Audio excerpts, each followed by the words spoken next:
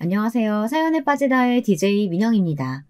오늘도 첫 번째 사연 시작하기 전에 구독과 좋아요 버튼 눌러주시고요.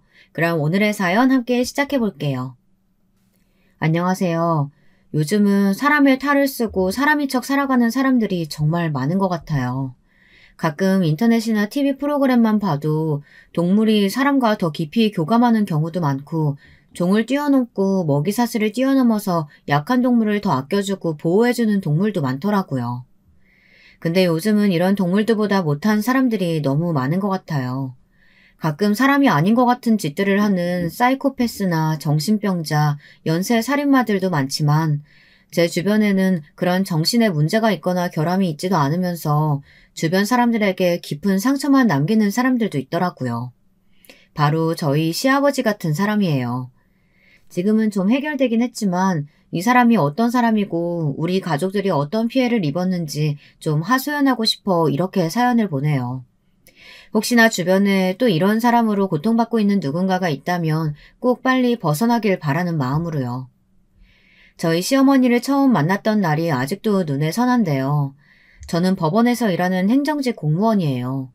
딱히 취미나 특기도 없고 그냥 태어난 김에 사는 재미없는 사람이었어요. 그냥 여자로서 가질 수 있는 번듯한 직장에서 일하자 해서 가지게 된 직업이었답니다.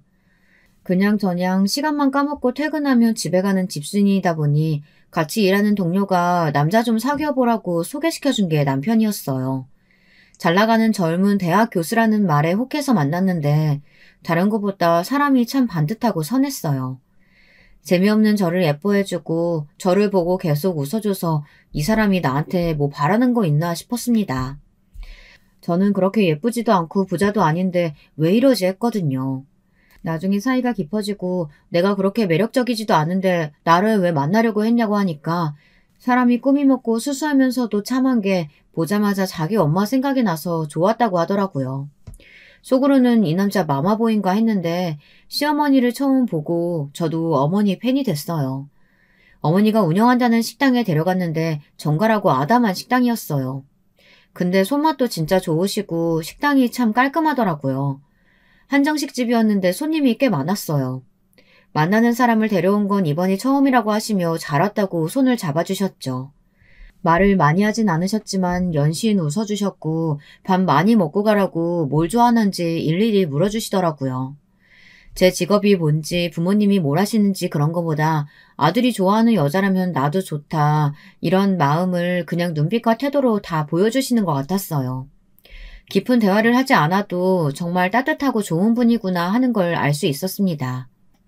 이런 분에게 잘한 사람이라면 꼭 결혼해야겠다.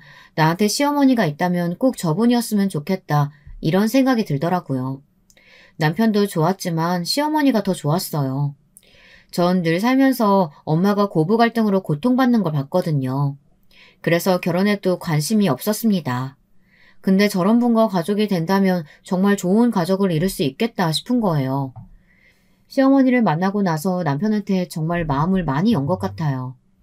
그 이후로 시어머니가 뭘 좋아하시는지, 어떤 색깔 옷을 즐겨 입으시는지, 시어머니 음식 취향이나 태어난 곳 등등 시어머니에 대해서 묻기 바빴어요.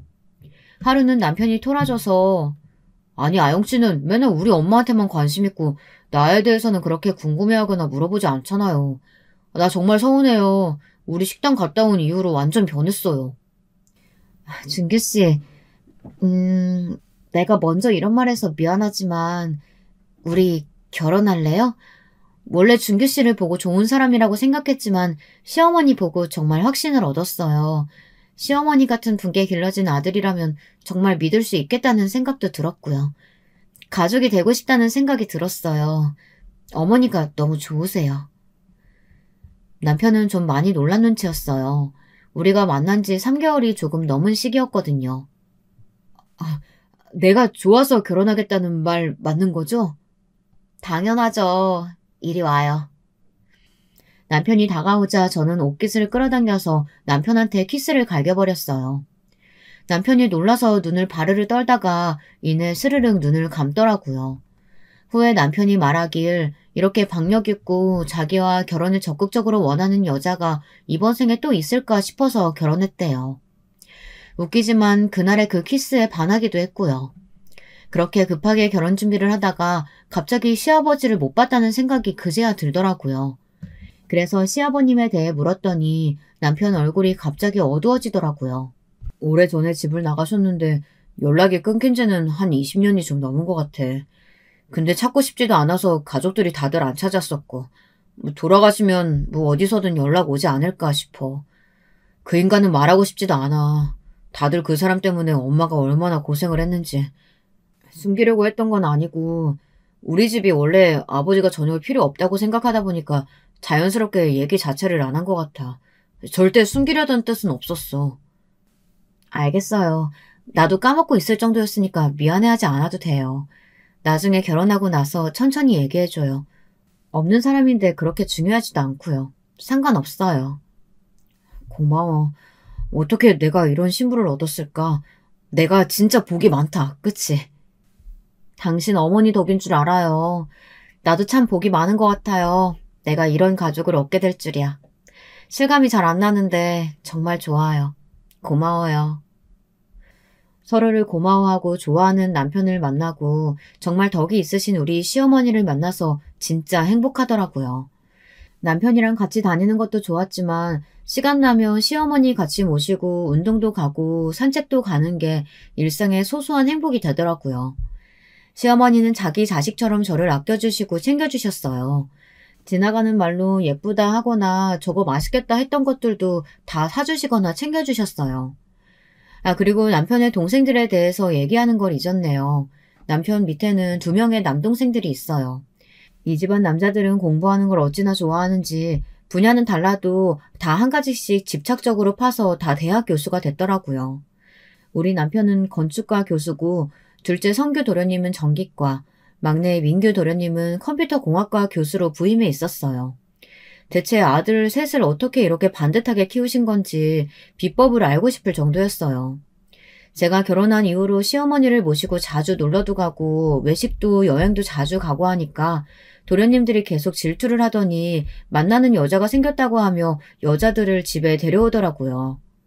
성규 도련님은 같은 대학 교수를 데려오고 민규 도련님은 엘리트 은행원 아가씨를 데려왔더라고요. 둘 다 데려오고 얼마 안 돼서 결혼을 했어요. 나중에 들어보니까 동서들도 시어머니를 보고 마음이 편안해지고 기분이 좋아졌대요. 이분과 가족이 되면 좋겠다는 생각이 저절로 들었다고 하더라고요. 이상하게 저희 셋 다 시어머니를 보고 남편에 대한 확신이 생긴 게 정말 웃겼어요. 삼형제들은 성격이 사실 다 침착하고 조용한 편인데요. 우리 며느리들이 잘 웃고 목소리들도 크고 잘 먹고 그래서 다들 한 집에 모이면 시끌벅적 웃음소리가 끊이지 않아 좋았어요. 둘째 동서도 어머니를 좋아하긴 하지만 셋째 동서는 정말 시어머니한테 푹 빠져서 그냥 엄마라고 부르더라고요. 셋째 동서가 일찍 엄마를 여의고 좀 외롭게 자랐었는데 술 마시고 꼭 라면을 끓여 먹는 버릇이 있다고 하더라고요. 술만 먹으면 그렇게 엄마가 끓여주는 라면이 먹고 싶어져서 그렇다는데 아무리 끓여도 그 맛이 안 난다고 라면 먹으면서 많이 울었다고 하더라고요. 참 고소하고 맛있었는데 어떻게 끓이는지 모르겠다고요. 근데 시어머니가 그 얘기를 듣더니 갑자기 라면을 끓여주시면서 술 먹고 엄마 생각하지 말고 라면 먹고 싶거든 언제든지 나한테 오면 된다고 하시면서 라면을 주셨나 봐요. 그날부터 고부가 아니라 그냥 모녀가 됐어요. 그리고 라면 맛이 딱 엄마가 끓여주신 라면 맛이라고 하더라고요. 참 신기하죠. 자주 가서 어머니 식당도 도와드리고 자주 주물러도 드리고 그냥 저희들끼리만 있어도 오순도순 참 재미있고 즐거웠어요. 그 인간들이 오기 전까지 말이죠.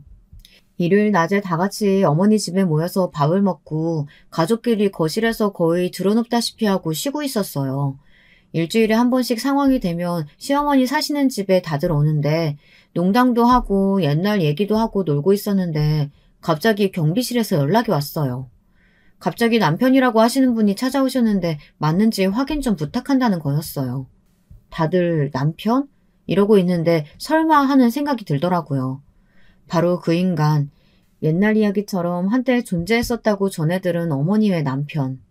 그 사람이 드디어 나타나고야 만 거였어요. 언젠가 살면서 이런 날이 오지 않을까 했는데 생각보다 그 일이 빨리 일어나더라고요. 신혼여행 가서 남편한테 들었어요. 꽃밭에 있던 시어머니를 진창에서 뒹굴게 했던 그 악명 높은 시아버지에 대한 이야기들을요. 신혼여행 가서 침대에 누워서 이런저런 이야기를 하다가 그래도 알고는 있어야 할 것 같다고 하며 남편이 말을 꺼내더라고요. 시어머니는 그 시절에 있는 집에서 태어나 교육도 많이 받으시고 얼굴도 예쁘셨대요. 그림을 잘 그리셔서 미대에 다니시고 유학도 가려고 마음먹을 만큼 부자셨나 봐요. 그런데 갑자기 집안이 망하고 충격으로 아버지도 돌아가셔서 집안 형편이 갑자기 어려워지셨대요. 다니던 대학교도 학비를 낼 형편이 안 되고 가세가 확 기울었는데 주변 친척들이랑 어머니가 빨리 시집 가는 게 집을 도와주는 거라며 부잣집에 시집을 보내셨대요. 처음 만난 남편은 얼굴도 반반하고 꽤 친절하게 잘 대해줬대요. 집안이 망했다고 무시하지 않는 것 같아 마음에 들었고 이 정도 형편이면 나중에 친정도 좀 도와줄 수 있고 취미로라도 그림을 다시 그릴 수 있지 않을까 생각하셨대요. 결혼하고 딱 한 달, 그 기간 동안 예뻐해주고 사랑해주고는 임신했다는 소리에 내뱉는 소리가 왜 벌써 애를 베고 지랄이야? 였다네요. 시아버지는 집안만 믿고 돈도 흥청망청 쓰고 아무 기술도 능력도 그리고 의지도 없는 사람이었대요. 자기 아버지가 잘 나가는 사업가이니까 묻은 재물이 늘 풍족했고 나중에 회사나 경영하면서 살면 된다고 하면서 그 어떤 노력도 하지 않았답니다. 아버지가 꾸중하고 뭐라고 해도 천성이 그랬는지 고쳐지지 않았대요. 원래 막내 아들이라 그래 어쩔 수 없지 하고 오냐오냐 키웠는데 그 위에 형이 사고로 죽게 되면서 갑자기 집안에 장남이 된 거죠.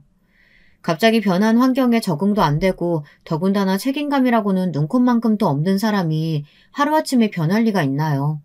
철이라도 들라고 어른들이 결혼시켰는데 처음에는 잘 보이고 싶어서 조심조심 연기하더니 나중에 결국 본색을 드러냈대요. 하여간 임신했다는 소리에 그날로 집 밖에 나가 자고 오기를 밥 먹듯 하고 이 집 저 집 술집을 드나들면서 돈 퍼나르기 십상에다가 결국에는 나중에 도박에도 손을 대셨대요. 그나마 여자들 만나서 돈 퍼주게 하실 땐 괜찮았는데 도박을 하고 나서는 아 정말 죽겠구나 큰일 났다 싶으셨대요. 아이 태어날 때도 시어머니 혼자 낳으셨다고 해요. 집만 덩그러니 있고 집안에 돈 될 만한 건 남편이 다 들고 나가 팔아치우는 통에 아이를 낳아서 키울 걸 생각하니 눈앞이 캄캄하셨대요. 혼자 조금씩 소일거리하면서 돈을 모으면 남편이 절대 찾지 못할 데다가 숨겨놓고 가슴 졸이곤 하셨대요. 물론 시어머니가 머리가 좋아서 한 번도 들킨 적이 없다고 하시더라고요. 그 외로운 걸 어떻게 견디셨을까 생각하니 저도 모르게 눈물이 나더라고요. 시어머니 생각하면 둘이 같이 울었어요. 눈물 닦아주고 울고 반복했네요. 만삭이 됐을 때 몇 달 만에 집에 찾아와서는 쓱 한번 보더니 돈 될 만한 걸 찾아서 가져가고 또 가져가고 친척들이 삼형제 돌 때마다 돈 모아서 금반지를 선물해 줬었는데 받았던 것도 다 가져가 버리고 남는 게 없었대요. 애를 셋이나 만들었지만 애들 이름 한번 지어준 적이 없었다네요. 임신해서 울다가 맨날 밤하늘의 별들을 바라보며 소원을 비셨대요. 남편 복은 없지만 자식 복만큼은 내려주세요. 이 아이들이랑 꼭 행복하게 잘 지낼 수 있도록 해주세요. 이런 소원을 빌어서 삼형제 이름에 다 별규자가 붙은 거라고 하셨는데요. 하지만 엄마는 강하잖아요. 이대로는 도저히 안 되겠다 싶으셨대요. 계속 집에 와서 이것저것 다 팔아대는 통에 당장 생활비도 없을 지경이라 남편이 잘 모르는 얼마 남지 않는 전답이랑 시골집 문서가 있었대요. 빠르게 팔아서 삼형제 데리고 이사를 가셨대요. 어차피 집에 제대로 들어오지도 않는 남편이니까요. 애는 셋이나 되는데 어찌해야 할지 너무 막막하셨대요. 원래 살던 집에서 가장 반대 방향인 지역으로 무작정 가서 여인숙의 방을 하나 잡고 당시 5살이었던 남편한테 둘째 동생 좀 보라고 하고 막내는 없고 일을 구하러 다니셨대요. 아직 막내가 젖을 먹을 때라 떼놓을 수가 없어서 그러셨다는데 봄이었지만 아직 추운 날씨에 애를 꽁꽁 둘러매고 일을 구하러 다니셨다네요. 한 3시간쯤 낯선 그 동네를 빙빙 돌다가 마침 어떤 식당에서 일하는 아줌마를 구하는 걸 보시고 식당에 들어가셨대요. 맛있는 된장찌개 냄새가 나는데 순간 아무것도 안 먹었다는 생각이 들어 된장찌개에 정식을 하나 시키셨대요. 밥이라도 좀 먹어야 아기 젖이라도 먹이겠다 했는데 너무 오래간만에 먹는 제대로 된 밥이셨대요. 식당을 살펴보니 크기도 크고 화장실을 갔다가 오는데 작은 창고 같은 방이 하나 보이셨대요. 혹시 여기 주방 일할 아줌마 구하시지 않느냐고 열심히 일하겠다고 사정사정해서 그 식당 안에 딸린 방에서 살 수 있게 해주셨대요. 처음에는 그 부부도 정말 난감하셨나 봐요. 사모님 건강이 안 좋아지셔서 안 그래도 주방 아줌마를 구하긴 했는데 나이도 그리 있어 보이지 않는 몸 한 푼도 얼마 되지 않은 것 같은 모습에 애가 3명이나 있다고 하고 식당에서 살겠다고 하니까 걱정이 안 될 수가 없으셨대요. 근데 사정 설명하고 애들 얼굴 보여주니 마음이 너무 쓰여서 같이 방도 쓸 수 있게 해주시고 간단하게 씻을 수 있게 수리도 해주셨대요. 생활하는 데는 불편했지만 식당 주인 부부도 인자한 분들이셔서 돌아가면서 애들도 한 번씩 봐주시고 일하는 중간에 애들 밥도 먹일 수 있어서 그 상황에 그만한 곳이 없으셨다고 해요. 거기서 남편이 13살이 될 때까지 자랐대요. 조금 지나니까 아들이 다들 무럭무럭 커서 따로 방을 얻으셨다고 합니다. 그런데 시어머니가 그 식당에서 일하고 나서 손님도 많이 오고 맛집으로 소문이 나서 주인 부부가 돈을 많이 벌었나 봐요. 그 부부 아들이 미국에 취업을 해서 정착하기로 했는데 부모님이랑 같이 가고 싶어 했다나 봐요. 그래서 싼값에 시어머니께 식당을 양도해서 그렇게 그 식당 주인이 되셨대요. 거기서 차곡차곡 돈을 모아서 새 아들 대학의 교수까지 만드신 거죠. 가게 터가 좋아서 그랬을까요? 참 운이 좋았지만 그만큼 노력하고 애쓰셔서 그 자리에 갈 때까지 얼마나 눈물을 많이 흘리셨을까요? 젊은 여자 몸으로 식당에서 일하며 남자의 셋을 키우기란 정말 눈물 나는 하루하루였을 것 같아요. 이 아들 셋은 엄마를 전혀 속썩이지 않고 다행히 너무 잘 자라줘서 시어머니는 늘 고맙고 감사한 마음으로 사셨대요. 늘 고마워하는 엄마를 보며 자라서 자기도 늘 작은 일에도 감사하면서 살았다고 하네요.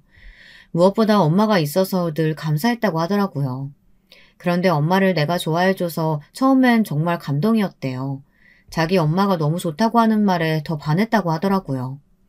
이 아들 셋은 자기들이 알아서 취업 후에 엄마 노후를 위해 매달 적금을 부었대요. 엄마한테 효도하려는 모습이 너무 귀엽더라고요. 그 젊은 남자들이 모여서 엄마 얘기하고 고민하고 했을 생각을 하니 너무 웃겼어요. 다 말은 안 하지만 그동안 엄마와 같이 그 고생을 묵묵히 해왔을 이 장남을 보니까 너무 대견했어요. 또 시아버지를 닮지 않은 삼형제가 정말 고맙기도 했고요. 그런데 이런 행복하고 즐거운 우리 집에 웬 시아버지라는 불청객이라뇨. 근데 너무나 충격적이게도 시아버지는 혼자 오지 않으셨더라고요. 세상에 당신보다 20살은 어려 보이는 여자를 옆에 끼고 나타나셨더라고요. 시어머니도 궁금해서 가끔 소식을 알아보셨다는데 맨날 들리는 소리가 도박으로 살던 집을 날렸다. 같이 살던 여자들도 맨날 도망간다. 이런 말들이라서 형편이 나아졌지만 절대 사는 곳을 알리지 않으셨다는데 왜 시아버지가 갑자기 나타났는지 정말 궁금했는데 시아버지 입에서 나오는 소리를 듣고 정말 전 표정을 숨길 수가 없었습니다. 우리 집 담보 팔아서 도망간 거 내 진작 알고 있었지만 내가 널 가만히 둔 거는 내가 진짜 마음이 약해서 그랬던 거지. 도둑질 행간 걸 용서해서 그런 건 아니야. 바람이 나서 나갔는지 몰라도 내 새끼들 키우느라 고생 많겠다 싶어서 그냥 놔뒀던 거라고. 근데 이제는 그 돈을 갚을 때가 된 것 같아서 왔네. 내가 손가락 운동 좀 하다 보니까 돈이 필요해서 말이야. 그리고 우리 애란이 데리고 다닐 가방도 하나 사줘야 하고 말이야. 더도 덜도 말고 우리 애란이랑 같이 살 집 한 채 구해주고 달달이 150만 원씩 생활비 보내줘. 그러면 내 아무 말 없이 찌그러져 있을 테니까. 강남에 있는 집으로다가 말이야. 그리고 집 구해주기 전까지는 한 발자국도 못 나가니까 그렇게 알고. 다들 너무 놀라서 어안이 벙벙했어요. 막내 도련님이 이렇게 말하더라고요. 누구세요? 저희는 아버지가 없습니다. 나가주세요. 본 적도 들은 적도 없는 분 같은데 나가주세요. 뭐? 아버지가 없어? 너는 뭐 하늘에서 떨어졌냐? 어디서 애비 없이 자란 티를 내고 있어? 저도 아버지 없이 산 지 20년이 넘었습니다. 얼굴도 오늘 처음 보는 것 같은데 대체 누구십니까? 저는 어렸을 때부터 아버지 없이 자랐고 앞으로도 그럴 겁니다. 가세요. 그리고 양심이 있어야지. 20, 30년 만에 갑자기 나타나서는 저런 여자를 데리고 나타나다뇨. 어머니가 저희 임신하셨을 때도 본체만체 하셨다더니 그러고도 남을 뿐이시네요. 이 집에서 썩 나가세요. 아니면 신고할 겁니다. 아니 오빠, 지금 오빠 아들들 나보고 저런 여자라고 한 거야? 아무리 오빠 없이 자랄게로서니 너무 버릇없다. 지금부터라도 오빠가 같이 살면서 예의 좀 가르쳐야겠어. 버르장머리가 없다, 버르장머리가. 아유, 사람들은 왜 저렇게 이기적인 걸까요? 뒤에서 듣고만 있는데도 피가 거꾸로 솟는 느낌이었어요. 저는 이 집 첫째 며느리입니다. 법원에서 일하고 있고요. 20년 넘게 집안을 살피지도 않다가 갑자기 집 마련해달라고 이렇게 불법적으로 가택농성하시면 법에 저촉될 뿐 아니라 법적 제재가 가해질 겁니다. 시어머니가 전다 팔아서 오신 걸로 아는데 그 정도 금액은 삼형제 양육비로 턱없이 부족합니다. 시어머니가 임신 후에 당신이 시어머니께 한 행동들과 위에는 시어머니가 가출할 수밖에 없는 환경을 제공했기 때문에 시어머니가 가출하신 것도 법적으로 정상 참작됩니다. 하지만 결혼 생활 동안 어떤 경제적 활동도 한 적 없고 지난 20년 동안 한 번도 양육비를 보낸 적 없으신데 그건 어떻게 하시겠어요? 애 하나 대학 졸업까지 시키는데 3억이 든대요. 3명이니까 9억이네요. 그동안 어머니께서 전액 부담하셨으니까 반이라도 내셔야죠. 거기다가 임신한 어머니 방치, 생활비 일체 주지 않았고 잦은 외도로 정신적 피해 보상까지 하셔야죠. 그리고 어머니께서 들고 가셨다는 그 땅, 그 지역 대부분 그린벨트로 묶여있는 지역이던데요. 지금도 가치로 환산해봐도 크게 이득이 없어요. 그리고 거의 30년 동안 교류도 없었고 양육도 하지 않는 부모는 자식이 부양의 의무가 없는 걸로 인정합니다. 법대로 하시면 양육비부터 지불하셔야 될 텐데 그것부터 주고 얘기하시죠. 어머니가 가져가신 전답 시골집 빼고 양육비 4억부터 주시면 달라고 하셨던 집도 상의해보겠습니다. 그리고 계속 이렇게 소란 피우시면 바로 경찰에 전화할 겁니다. 전답하라 도망간 년한테 돈 받으러 왔는데 4억을 내놓으라니 어이가 없네. 난 내 집 주기 전까진 절대 못 간다. 얘들아, 다들 너무 걱정하지 마라. 오랜만에 봤는데 언성만 높이는 것도 아닌 것 같다. 당신도 애들 자란 모습 처음 보겠네요. 얘가 큰애고 얘가 둘째, 셋째예요. 당신 없지만 나 정말 고생하면서 엔세 번듯하게 다 교수로 만들었어요. 어쨌든 아버지니까 다들 인사 올리고 옆에 있는 애들은 우리 며느리들이에요. 다들 똑똑하고 참 예뻐요. 내가 남편 복은 없었지만 자식 복, 며느리 복은 있어서 이렇게 삽니다. 당신이 달라는 건 한 푼도 못 줍니다. 내가 어렵게 일군 살림이고 그때 우리 친정에서 해준 애들 돌반지, 내 폐물들 당신이 다 가져가서 다 팔아버렸던 건 기억 안 나나요? 그게 내가 팔아서 왔던 전답, 시골집보다 더 비싼 것들이었어요. 그래서 난 10원도 줄 수 없어요. 오늘 이후로 안 봤으면 좋겠네요. 다들 저녁 시간이니 저녁이나 먹고 가시고 생각 없으시면 그냥 가세요. 다들 어머니를 말렸지만 듣지를 않으셨어요. 그 오랜 세월 고생하시고 이상한 여자까지 한 명 데려온 남편한테 손수 밥을 지어주시다니 대체 어떤 마음이신 걸까요? 전 너무 놀라서 살아있는 보살님, 천사 뭐 그런 걸 보는 느낌이었어요. 막내 동서는 눈물을 흘쩍거리면서 엄마 그러지 말고 그냥 경찰 불러요. 저런 사람들 상대할 필요 없어요. 네? 굳이 저런 사람들 밥까지 차려 먹일 필요 있어요? 그냥 내쫓아버려요, 엄마. 오랜만에 모였으니 밥 한 끼 정도 하는 것도 나쁘지 않아. 생각지도 못한 사람도 같이 왔지만 뭐 어쩌겠니. 원래 저런 위인인데. 혼자 오기 도저히 면이 안 서서 저 여자랑 왔을 수도 있어. 예전엔 풍채도 있고 키도 컸었는데 지금 보니 못 먹고 살았는지 얼굴 꼴이 말이 아니더라. 밥이라도 한 끼 먹여서 보내고 싶다. 시어머니가 차려준 밥을 먹고 잠시 울컥해하는 것 같다는 생각을 한 건 제 오산이었어요. 밥이 맛이 없다며 타박을 하기 시작했고 그 여자는 한술 더 떴어요. 아니 반찬이 다 풀떼기에 생선 쪼가리밖에 없어 이거. 식당 한다더니 솜씨가 이것밖에 안 돼요? 아 진짜 입맛만 버렸네. 오빠 우리 고기 좀 먹자. 야 똑똑하신 첫째 며느리 가서 고기 좀 내와라. 우리 애란이가 고기 먹고 싶다잖냐? 빨리! 그렇게 원하시면 드세요 고기. 피가 뚝뚝 떨어지는 생고기를 그냥 상 위에 올렸어요. 막내 동서는 그걸 보고 장난꾸러기처럼 막 웃더라고요.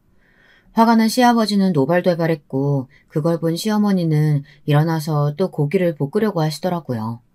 한쪽에서는 고기 달라고 난리고 우린 시어머니를 말리느라 난리였어요. 밥 먹으면 가라고 했지만 애초에 돌아갈 생각이 없이 온 사람들이라 밥을 먹어도 딩가딩가거리며 도저히 가려고 하지 않더라고요. 정말 난감했습니다. 이 진상들을 어떻게 해야 할까요? 우리가 각자 집으로 돌아가고 나면 어머니 혼자 저 진상들을 상대해야 하는데 도저히 마음이 불편해서 안 되겠더라고요. 며느리 셋이서 일기투합해서 시어머니 댁에서 출퇴근하기로 했습니다. 어머니도 식당 출근하시고 나면 빈집에서 둘이서 자기네들 새생인 것처럼 아주 집을 더럽히고 시어머니를 괴롭히려고 하더라고요. 제가 결혼 후 혼자 계실 어머니 때문에 걱정돼서 거실에 CCTV를 설치해 놓은 게 있었어요. 평소에는 어머니 프라이버시도 있으니까 그렇게 지켜보진 않았지만 지금이 기회다 싶더라고요. 또 어머니 방이랑 저희들이 쓰는 방에도 도어락을 설치했고요. 어디서 사람을 도둑년 취급하는 거야, 뭐야? 방에다가 왜 저런 걸 다는 건데, 왜? 집만 해결해주면 가겠다니까 왜 사람을 이딴 취급하는 거야? 누가 뭐 훔쳐가겠대? 훔쳐가고도 남을 것처럼 보여서요. 저희 집에 저희가 안전장치 다는데 왜 그렇게 노발대발하세요? 뜻대로 안 돼서 열받은 사람처럼. 이게 어디라고 함부로 말하는 거야? 내가 뭘 하려고 한다는 건데? 집 해주고 생활비 주면 곱게 가겠다고 하잖아. 너 예전 같았으면 내가 작은 시어머니야, 알아? 아, 상황 파악이 좀 안 되시나 본데 지금이 무슨 조선시대라도 된 줄 아시나 봐요. 그 시대에도 당신 같은 사람을 그렇게 부르잖아요. 첩년이라고. 너 나 무시하지 마. 첩도 아니고 첩년이라고? 너 두고 봐라. 오빠! 오빠! 그 소리를 듣고 달려온 시아버지가 또 객기를 부리신다고 저한테 달려드시더라고요. 제 뺨을 때리려고 하셨는데 제가 살짝 피했더니 더 열받아서 더 힘을 세게 실으시더라고요. 이거 살짝 맞을까 싶은 생각이 갑자기 들더라고요. 연기 한번 제대로 해봐야겠다. 제가 요령 있게 맞고 쓰러졌는데 마침 들어오신 시어머니가 그 광경을 보신 거예요. 저는 CCTV에 찍혀 있을 거니까 분리할 때 써먹어야지 했는데 제가 맞는 걸 보고 시어머니가 완전 화가 나신 거죠. 이게 대체 뭐 하는 짓들이야? 당신이 뭔데 얘를 때려? 나도 귀에서 꾸중 한번 안 한 내 며느리한테 당신이 뭔데 이 짓거리야? 어딜 손을 대? 당장 나가. 저 여자 데리고 당장 나가라고! 놀란 건 저였어요. 어머니가 저렇게 큰 목소리로 소리를 지르는 것도 처음이었고 엄청난 괴력으로 그 두 사람 짐가방을 집 밖으로 다 내던지고 떠밀며 내쫓아 버리셨거든요. 어머니는 씩씩거리시다 저를 안고 펑펑 우셨어요. 괜찮냐고 하시며 연신 제 얼굴을 잡고 미안하시다고 우시더라고요. 요령있게 살짝 맞았는데 어머니께서 우시니까 저도 눈물이 나서 한참을 같이 울었습니다. 그 수십 년을 참고 산 마음이 한 번에 터지셨는데 왜 눈물이 안 나겠어요. 어머니는 그 오랜 세월 소중하게 키운 아들이 사랑하는 여자, 내가 지켜줘야 한다 이런 생각밖에 없으신 것 같았어요. 퇴근 후에 가족들이 다들 왔었는데 집안 꼴이랑 저희 얼굴을 보고 상황이 심각한 걸 알았나 봐요. 엄마, 여보, 왜 그래? 무슨 일이야 이게? 여보, 나 배고파. 밥 먹으러 가자. 나 맛있는 거 사줘.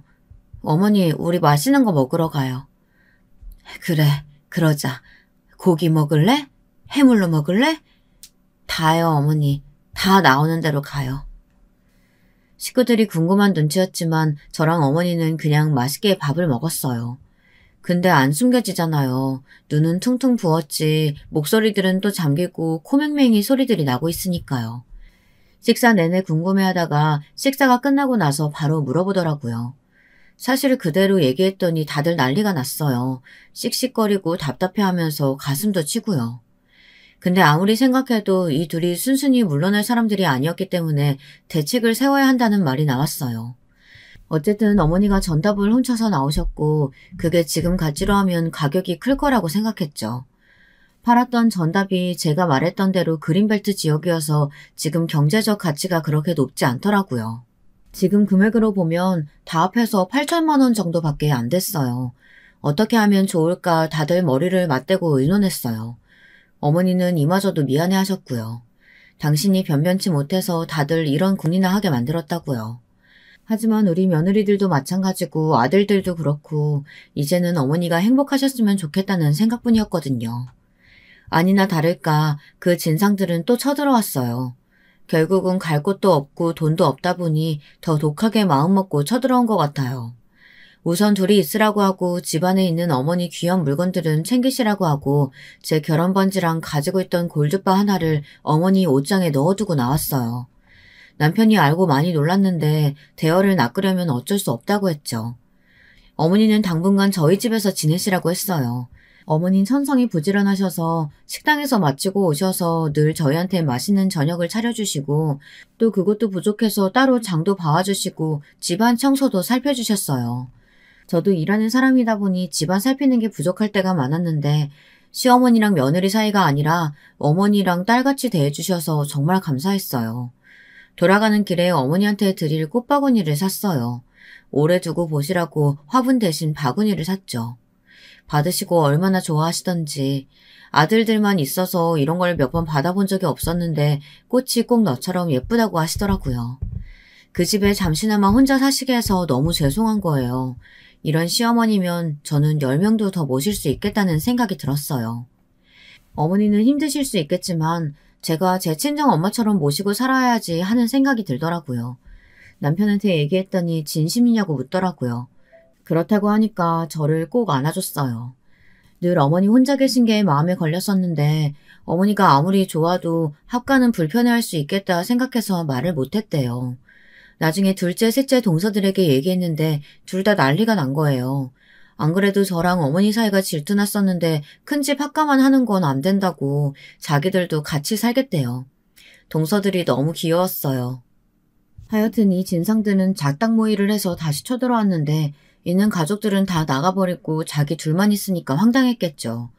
어떻게든 뭐라도 해서 돈을 뜯어내려고 했는데 아무도 오지 않고 집에 와서 밥 챙겨주는 사람도 없고 청소하는 사람도 없으니까 집이 사람 사는 꼴이 아니었겠죠. 냄새도 나고 쓰레기도 제대로 안 버리고 집 안에 있으면 냄새 난다고 문 밖에 세워두고 그랬나 봐요. 아파트 분여회에서 벨을 울고 찾아갔다가 집 상태를 보고 놀라고 안에서 살고 있는 두 사람을 보고 또 놀란 거예요. 시어머니한테 전화해서 사정을 물어보고 분여회장님이 극대노를 하셨어요. 아파트 분여회장님 기가 정말 세시거든요. 그렇지 않아도 저희 어머니를 좋아하셔서 사이좋게 지내시고 언니 동생 하셨었는데요.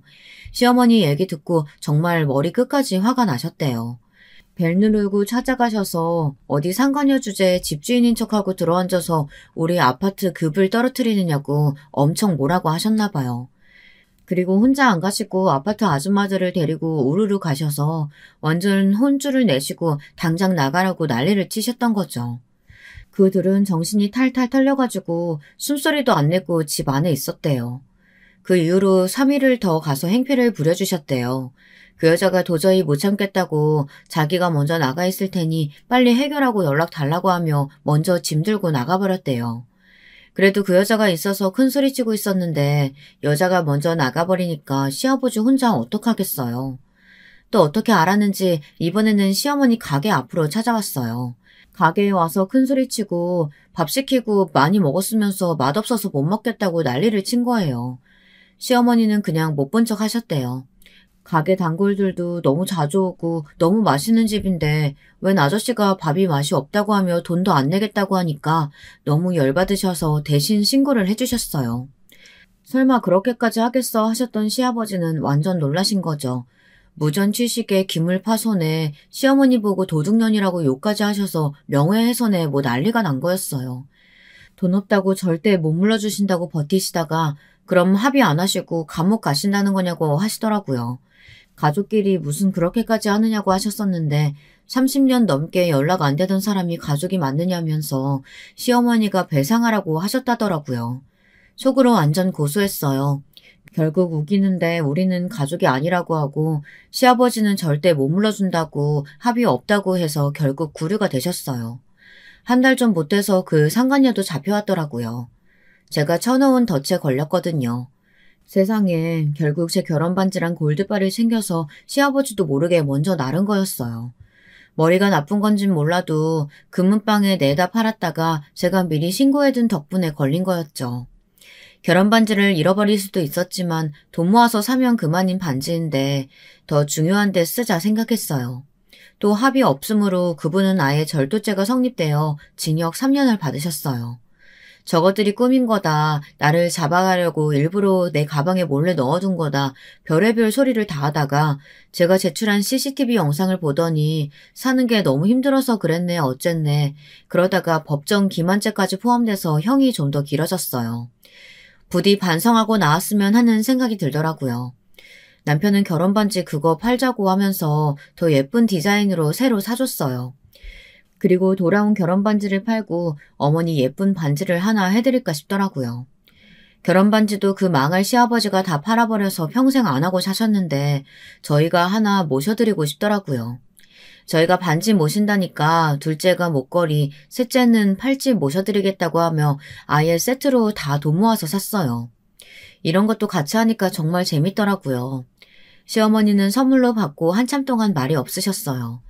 정말 고맙다고 하시고 가지고 방에 들어가셔서 나오지를 않으시더라고요. 그 다음날 뵈니까 곱게 하시고 나오셨는데 어머니께 참 잘 어울리더라고요. 그리고 저희 보고 다 공주님, 왕장님들 오셨냐면서 내가 그 아름답다는 이 나라의 왕비마마랍니다. 이러며 목걸이랑 팔찌, 반지를 자랑하시는데 한참을 웃었습니다. 어머니가 그렇게 장난치고 웃으시는 거 진짜 처음 봤던 것 같아요. 둘째 동서가 어머니한테 정말 잘 어울리신다고 하면서 다음에 또 같이 돈 모아서 다른 보석 세트를 사드릴 테니 건강하게 오래오래 살아달라고 하더라고요. 둘째 동서는 원래 감정 표현이 많이 서툰 사람이에요. 엄한 교육자 집안에서 자라서 뭘 하더라도 타의 모범이 돼야 한다고 들어서 어렸을 때부터 감정을 잘 보이지 않고 컸는데 나중에는 그게 습관이 돼서 늘 같은 표정, 같은 얼굴로 다녔어요.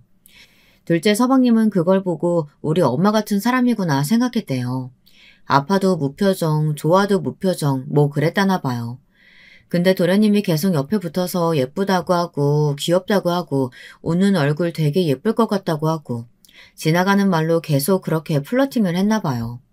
처음에는 그냥 듣고 말았는데 계속 반복되니까 자기도 모르게 그 모습에 웃고 있는 자신을 발견했대요. 표정이 밝아지고 나서 강의할 때도 재밌어지고 학생들한테도 조금씩 원래 좋아했던 유머나 농담도 하고 그랬었는데 무뚝뚝한 표정으로 지나가듯이 농담하니까 학생들이 더 웃겨서 수업 분위기도 좋아지고 다 같이 아재 개그 하나씩 1시간마다 발표하기도 하고 하면서 학생들이 수업 태도도 정말 좋아졌대요. 둘째 동서는 서방님한테 저한테 왜 계속 그런 말들을 하시는지 모르겠지만 제가 덕분에 좀 더 자신감도 생기고 밝아진 것 같다고 감사하다고 했대요. 서방님은 그럼 저한테 밥 사주세요 그랬는데 피할 줄 알았던 동서가 10번 사겠다고 하는 바람에 밥도 먹고 술도 먹고 하다가 사귀게 됐대요. 알고 보니까 은근 애교도 많고 사랑둥이였는데 그걸 알아봐준 것도 서방님이 유일해서 그게 정말 좋았대요. 그렇게 만나다가 결혼에 꼴이냈다는데 아직도 둘이서 깨가 쏟아지는 것 같아요. 그렇게 무덤덤할 줄만 알았던 동서가 어머니께 오래오래 같이 살자고 하니 너무 감동적이었어요. 그래 고맙다 아가 하시는데 질투할 줄 알았던 셋째 동서가 옆에서 보고 한참을 울고 있더라고요. 너무 보기 좋다고 하면서 이런 집안에 들어와서 정말 감사하다고 하더라고요. 다들 기분 좋은 날이라서 외식하고 오랜만에 시어머니 집에서 웃으면서 대화 삼매경에 빠졌던 그때 갑자기 초인종이 울렸어요. 뭔가 찝찝하고 불안했는데 구류되었던 시아버지가 풀려났는데 이번엔 또 다른 여자를 데려왔더라고요. 저번보다 더 젊고 독해 보이는 여자였어요. 아우 진짜 능력도 좋으셔. 속으로 이렇게 생각했지만 대체 왜 저런 젊은 여자들이 시아버지 옆에 붙어 저러는지 참... 다 돈 때문이겠죠. 또 밥을 내놓으라고 하고 똑같은 레파토리가 시작됐어요. 그래, 나 콩밥 먹이고 너희는 잘 먹고 잘 살고 있었겠다 이거냐? 아이고, 저 목걸이랑 귀걸이는 또 뭐야? 돼지 목에 진주 건다고 뭐 달라지냐? 내 돈 갖고 날라서 지금까지 잘 먹고 잘 살면 이제는 보상을 해줘야지. 빨리 돈 갖고 오라고. 돈 갖고 오기 전에는 나 한 발자국도 못 나간다고. 경찰에 신고하려고 했는데 막내 동서가 나서더라고요. 제가 은행에 다녀서 돈을 빨리 마련할 수 있을 것 같아요. 오늘은 이만 돌아가시고 내일 저녁에 다시 오시면 돈 마련해 두겠습니다. 단 5천만 원 이상은 힘듭니다. 그 땅 가격은 5천만 원도 안 되는 거였는데 하여튼 받아주시고 다음에 다시 찾아오지 않는 조건으로 드리는 겁니다. 어떻게 하시겠어요? 뭐? 5천? 누구를 병신으로 하나? 5천 가지고 먹고 떨어지라는 건데 우린 절대 그렇게 못하지. 싫으시면 5천도 못 드리니까 그런 줄 아세요. 이 집에 있거나 말거나 저희는 다 나가면 그만입니다. 우린 다들 가자고요. 은행원이라고? 그래, 솜씨 한번 보자. 5천이라고? 새애비한테 빳빳한 새 돈으로 내일 저녁 7시까지 준비해와라. 그때까진 이 집에서 못 나간다. 어머니를 모시고 우선 우리 집으로 모셨어요. 어머니는 또 한숨만 푹푹 쉬시고 걱정을 하시더라고요. 막내 동서가 다 생각이 있어서 하는 일일 텐데 걱정 마시라고 안심을 시켜드렸어요. 저는 제발 어떻게든 무사히 저 사람들과 얽히는 일 없이 평화롭게 살고 싶은 마음뿐이었어요. 다음날 저녁에 동서가 캐리어에 돈을 넣어서 왔더라고요. 빳빳한 새 돈이긴 한데 이상하게 5만원권이 아니라 만원권이어서 캐리어가 꽤 무거웠어요. 5만원권으로 신권이 모자라서 만원권으로 가져왔다고 하는데 무게가 꽤 나가더라고요. 돈을 보더니 둘 다 갑자기 표정이 바뀌어서 빨리 가져가겠다고 하더라고요. 그러기 전에 다시는 나타나지 않겠다는 각서를 달라고 하니 고민하다가 사인하고 시아버지는 신나게 나가셨어요. 그렇게 우리는 모든 게 마무리됐을 거라고 생각했는데 막내 동서 혼자 비정한 표정을 하고 있더라고요. 돈은 좀 아깝지만 그래도 이렇게 해결돼서 다행이라고 생각하고 있었는데 막내 동서가 씩 하고 웃더라고요. 돈 안 잃어버릴 거라고 하면서요. 좀 기다려보면 알 거라고 해서 우리는 궁금해하다가 말았는데 며칠 후에 경찰서에서 연락이 왔어요. 세상에, 시아버지는 크게 다쳤고 여자 혼자 캐리어를 들고 도주 중이라고 하더라고요. 알고 보니까 시아버지를 도와서 돈을 뜯어낸 그 여자는 무겁게 돈을 옮기다가 돈이 더 욕심이 났다고 해요. 지하철 계단에서 시아버지를 밀어버리고 혼자 돈을 들고 튀었다고 하더라고요. 결국 여러 군데 골절을 입으셨는데 검사하다 보니까 당뇨도 심하셔서 계속 치료를 받아야 한다고 하더라고요. 어쩐지 밥도 제대로 못 먹고 맨날 맛이 이상하다고 하던 게 몸이 아파서 그런 거였나 봅니다. 이상하게 많이 말라있더라고요. 그러면서 그 여자들은 또 어떻게 그렇게 데리고 다니신 건지. 아휴, 정말. 막내 동서는 캐리어도 금방 찾고 돈도 금방 찾을 수 있을 거라고 호언장담하길래 무슨 일인가 했어요. 돈에 일련번호가 다 저장되어 있어서 어디로 돈을 송금하거나 하면 그 추적도 가능하게 만들어 둔 거였더라고요. 게다가 일부러 옮기기 힘들라고 만원권으로 싸그리 뽑은 거라고 해서 너무 웃겼어요. 그리고 캐리어에도 추적 장치가 있어서 그 여자는 얼마 안 돼서 경찰에 잡혔다고 하더라고요. 재수없는 영감탱이라고 소리소리를 지르면서요. 자기는 일해주고 자기 몫을 챙긴 것뿐이라고 하면서 장애는 죄가 없다고 했는데 CCTV에 자기가 밀어 떨어뜨리는 게 다 나왔는데 발뺌하다가 형량이 더 커졌다고 하더라고요. 정말 사람은 뿌린 대로 거두는 것 같아요. 동서 덕분에 그 여자도 빨리 잡았지만 다친 시아버지는 충격이 컸는지 먹는 것도 잘 안 먹고 자기 신세를 서글퍼만 한다고 하더라고요. 두 다리가 부러지고 골반도 부러지셔서 몇 개월 동안 치료가 필요하다고 하더라고요. 어머니가 나 혼자 찾아가 보겠다고 하셔서 말리질 못하고 보내드렸어요. 그래, 다친 데는 많이 아프죠. 큰 돈 가지고 크게 한탕해야 하는데 그걸 못해서 많이 속상했겠어요. 가족들한테 돈 뜯어가면 좀 행복하게 살지. 그런 여자한테 당해서 걷지도 못하고 속도 참 쓰리겠소.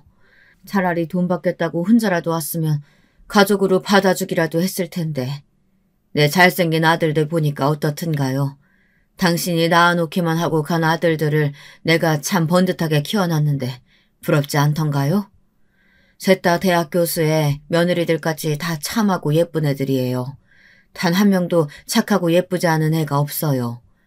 심지어 새 집안 다 모여서 같이 살자고 나한테 얘기합디다. 내 노후 자금 마련해준다고 자기들끼리 적금까지 모으고 있어요. 당신은 참 내가 부럽겠소. 당신이 말한 대로 내가 그 전답이랑 시골집 돈 가져갔으니 지금 다친 치료비랑 요양원 돈을 다 대드리다. 하지만 당신 죽기 전까지 가족들은 다시 볼 수 없을 거요. 당신이 그때 처음으로 돌아왔을 때 한 번이라도 미안하다, 내가 잘못했다, 말 한마디라도 했다면 아들들도 그렇게 마음이 돌아서지 않았을 텐데 당신 자존심 한번 부리고 배짱 부린 덕분에 우리 아들들 마음에 상처낸 거 난 절대 용서하지 않을 거요. 평생 가족 없이 아픈 몸으로 반성하면서 외롭게 생마감하시오. 그럼. 시아버지는 끝까지 한마디도 하지 않았다가 시어머니가 나가신 이후 한참을 우셨다고 간병인이 그러더라고요. 자식된 도리로 조금씩 모아서 시아버지 요양원에 모셨어요. 병원 치료비는 어머니께서 내겠다고 계속 우기셔서 어쩔 수 없이 그렇게 했고요. 오랜만에 집에 평화가 찾아왔어요. 다 같이 모여서 웃고 게임도 하고 어머니도 한참을 웃으시고 좋아하셨죠. 비록 어머니 속이 정말 어떤지 저희는 그 깊은 마음을 10분의 1도 알 수 없지만 그래도 지금 우리가 함께 웃고 있고 즐거워하고 있으니 어머니도 좀 마음이 편해지시지 않았을까 생각해요. 저는 사실 원래 딩크족으로 살려고 했었거든요. 일하면서 사는 게 좋기도 하고 오래 가지고 있던 직업에 대한 만족도가 컸어요. 이젠 눈 감고도 일하겠다 할 정도였거든요. 근데 계속 어머니를 보니까 정말 기쁘게 해드리고 싶고 저도 이제 애도 낳고 더 재미있게 살아보고 싶은 마음이 계속 들더라고요. 밤에 한껏 치장을 하고 남편을 불렀어요. 여보, 밤에 왜 화장을 하고 있어? 어디 가? 근데 오늘 너무 이쁘다.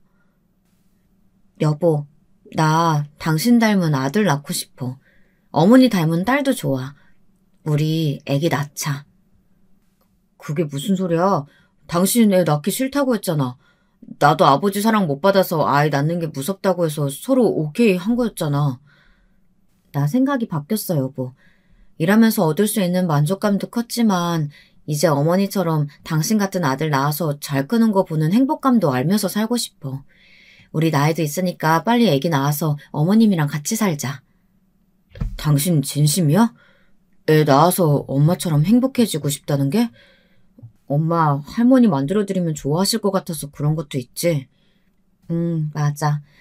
어머니 속이 속이실까 싶기도 하고 우리한테 티 안 내시는데 혼자 외로우실까 걱정도 되고 해서 애 가지겠다고 어머니 계셔야 한다고 우겨서 합격해버릴까 싶어서. 자기야, 정말 내가 결혼을 너무 잘한 것 같아. 어디서 이런 천사가 나왔지? 나는 정말 아이 생각 없었는데 당신 보니까 막 갑자기 우리 애 한 10명은 낳고 싶다. 이리 와. 그래. 부끄러운데 나 오늘 배란일이거든. 우리 꼭 성공하자, 여보. 그날은 정말 후회 없는 밤을 보냈어요. 삼신할머니가 도와주셨는지 그날 정말 성공을 해버렸답니다. 초음파 사진을 선물 상자에 넣어서 시어머니께 보내드렸는데 오늘은 또 무슨 선물일까 하시다가 사진을 보시고 놀란 듯 저랑 남편을 번갈아 보시더라고요. 둘째랑 막내 동서도 뭐예요 어머니 하면서 궁금해하다가 박스 안에 있는 사진을 보고 손뼉을 치고 난리가 났어요. 임신한 거지? 근데 내 눈이 침침한가? 왜 2개로 보이냐? 응? 왜 이렇게 목이 메이지? 어머니, 손주들 이름 지어주세요. 손주들? 내가 잘못 본 거 아니지? 이거 그럼 쌍둥이야? 아이고 애썼다. 아이고. 나 좀 대단하지 않아? 진짜 대단하세요. 진짜 대박. 여보도 분발 좀 해요. 나도 저렇게 한 방에 여럿 낳는 게 꿈이었는데. 제가 먼저 가지면 이 집안 질서가 무너질까봐 지금 얼마나 참고 있었는데요. 이제 둘째 형님 차례예요. 저 진짜 입술 꽉 깨물고 기다리고 있습니다, 형님. 해볼게. 여보, 빨리 집에 가자, 얼른. 알았어. 빨리 가자, 빨리. 진짜 그 모습을 보는데 무슨 시트콤 보는 줄 알았어요. 막내 동서는 갑자기 새쌍둥이를 갖고 싶다고 막내 서방님을 보는데 막내 서방님이 오늘부터 헬스 끊고 운동하겠다고 해서 집안이 시끌벅적해졌습니다. 한참을 웃었던 것 같아요. 어머니께 진지하게 합가하자고 말씀드렸더니 좋다고 하시더라고요. 정말 너무 기뻤어요. 같이 합가할 계획을 짜는 걸 보더니 둘째 동서가 이건 좀 아닌 것 같다고 심각하게 얘기하더라고요. 자기도 시어머니랑 같이 살고 싶다면서 합가 같이 하자고요. 그러니까 막내 동서도 같이 하고 싶다고 해서 저희는 머리를 맞대고 같이 고민했어요. 사실 적당한 집이 하나 있긴 했어요. 얼마 전에 친정 엄마가 물려주신 집이 하나 있긴 했거든요. 친척 어른들이 물려주신 집이라고 했었는데 오래된 주택집인데 희한한 게 4층 집이었어요. 거의 연립주택 같은 느낌이라고 해야 할까요? 공사하고 수리하면 사실 내 가족이 다 모여 사는 건 문제도 아니었는데 다들 같이 살려고 할까 하는 생각이었거든요. 긴가민가 하다가 가족 회의를 했는데 다들 너무 좋다고 하더라고요. 출퇴근이 좀 걸릴 텐데 괜찮겠냐고 하니까 지금 사는 데서 출근하는 데까지 30분 걸리는데 40분 되는 건 상관없다고 하기도 하고 다른 분들도 그 정도 거리면 괜찮다고 해서 급하게 공사에 들어가기 시작했어요. 건축가 교수인 남편이 심혈을 기울이고 여러 다른 교수님들한테 자문도 구해서 집을 다시 짓기 시작했어요. 공사 비용이 많이 들어갈 텐데 하고 어머니가 걱정하시면서 식당을 처분하셨다고 하시더라고요. 우리 같이 집 지으면 애들 키우느라 바쁠 텐데 식당 그만하고 우리 자체 식당 운영하면 된다고 하시며 내 새끼들 키우고 먹이는데 온 힘을 다 쓰고 가야지 하시더라고요. 듣기만 하는데도 정말 너무 감동적이었어요. 그렇게 돈을 모으고 어머니 돈도 모아 멋진 집을 지었어요. 배산 임수에 풍광도 좋고 공기도 좋은 곳에다가요. 사람들은 무슨 별장인 줄 알고 찾아왔다가 가족들이 우르르 같이 사는 거에 참 보기 좋다고 말하고 나도 그렇게 사는 게 꿈이라고 하면서 참 부럽다고들 하고 가시더라고요. 우리는 정원도 같이 꾸미고 육아도 같이 했어요. 나중에 동서들이 저보다 우리 애들을 더 잘 보더라고요. 동서들도 사이좋게 임신해서 아마 이 집에는 예쁜 애기들이 더 많이 뛰어놀게 될 것 같아요. 가끔 요양원에 있는 시아버지 얘기를 전해 듣는데 부쩍 외로워하고 병세는 점점 더 심각해지고 있다고 해요. 치료도 잘해주고 요양원 사람들이 잘 돌봐주려고 하는데 자꾸 우시고 힘들어 하신다고요. 그래도 어머님 말씀처럼 평생 했던 짓 후회하면서 생을 마무리 짓게 하는 게 어머니가 시아버지께 하는 마지막 복수라고 하시네요. 후회하는 것만큼 힘든 게 없는 것 같아요. 마음도 많이 괴롭고 부정적인 생각들이 내 하루를 다 좀먹어 버리잖아요. 주변에 살펴보면 정말 소중한 사람들이 많죠. 내가 그 사랑을 깨닫지 못하고 있더라도 날 아껴주고 항상 챙겨주는 좋은 사람들이요. 그런 사람이 한 명도 없다면 슬퍼하지 마시고 얼른 좋은 사람을 만나셨으면 좋겠고요.